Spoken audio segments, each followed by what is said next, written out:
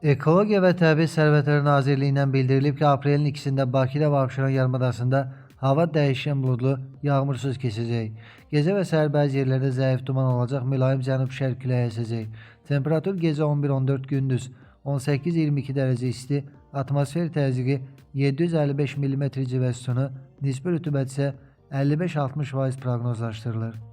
Naxçıvanda axşam saatlarında bəzi yerlərdə qısa müddətli yağış ehtimalı var. Havanın temperaturu 9-12 dərəcə isti olacaq. Bəzi dağlıq rayonlarda yağış yağacağı, şimşək çaxacağı, dolu düşəcəyi, ayrı-ayrı yerlərdə yağıntıların qısa müddətli leysan xarakterli olacağı, gecə və səhər duman olacağı, qərb küləyinin arabir güclənəcəyi gözlənilir.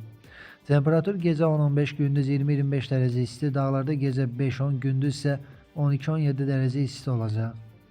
İstənilən hava şəraitində hər birinizə xoş əhval-ruhiyyə arzu edirik.